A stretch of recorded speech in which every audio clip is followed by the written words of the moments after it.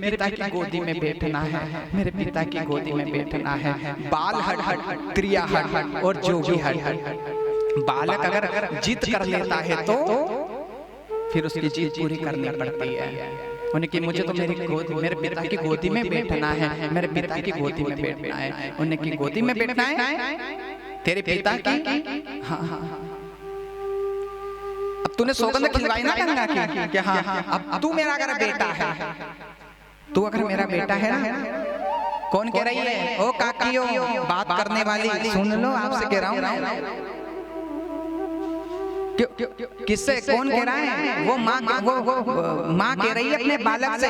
किस बालक से? 5 साल का बालक क्या जाने कि तू मेरा बेटा है ना, कि हाँ तो मेरी आज्ञा मानेगा कि हाँ हाँ, कि तुझे गोदी में बैठा है ना, कि हाँ हाँ, तो उठा कमंडल और जंगल चला जा। क्या कहा? तू अगर मेरा बेटा है और सच्चे मैंने तुझे दूध पिलाया है तो उठा कमंडल और जंगल चला जा। उन्हें की क्यों माँ? क्योंकि तुझे गोदी में बैठना है ना, तो इस संसार वालों की गोदी में बैठ के क्या करेगा? उस नारायण की गोदी में मैं तुझे बिठाऊंगी। चला जा जंगल और चला जा। तुरंत उठाया कमंडल। उसी समय माँ के कहने से उठाया कमंडल 5 साल के ध्रुव ने और जंगल में चले गए। बताओ, आज का बालक से अगर आज की माँ कहेगी कि जाए पंपे से पानी ला, तो बता लाएगा? ये क्या है? माँ हो तो रुचि जैसे सुरुचि मत बनो। कथा में आती हो तो कथा सुनो, बातें मत करो, ताकि हमारी भारतीय संस्कृति बच सके। इनकी तो जिंदगी निकल गई है, आने वाली तुम्हारे धूप भी नहीं देगी। धूप में ऐसी संतान आ रही है कि ये माँ का पितृ का ये तस्वीर भी नहीं रहेगी।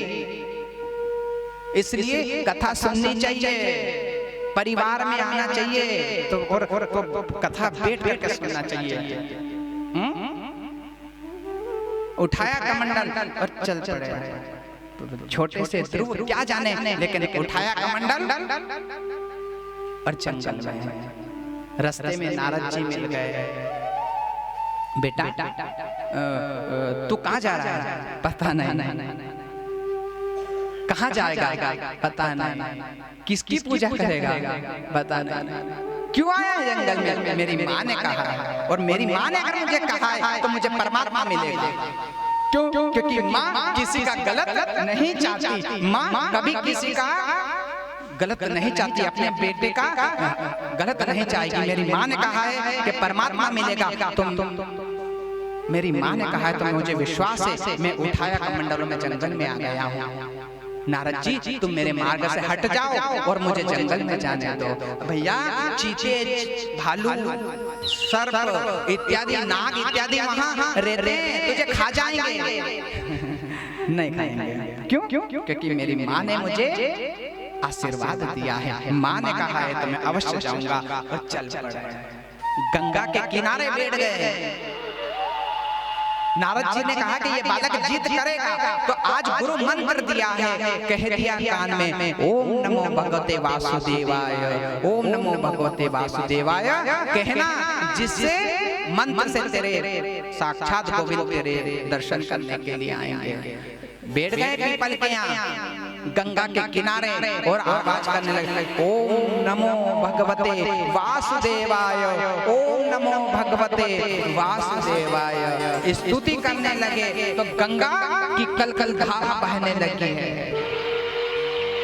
इतनी जोर से कलकल धारा दे रही है, इतनी जोर से कलकल धारा दे रही है।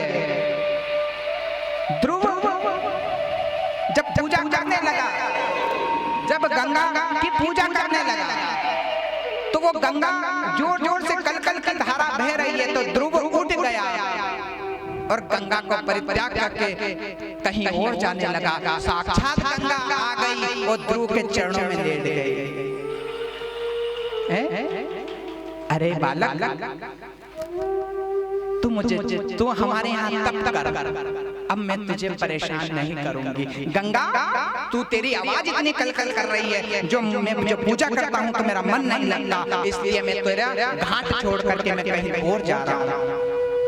और तुझसे मुझसे क्या काम जो तू मेरी अर्चना कर रही है। उन्हें की पता है कि क्या कि कोई भी पापी व्यक्ति गंगा में स्नान करने आता है तो इस गंगा को मेले कर देता है।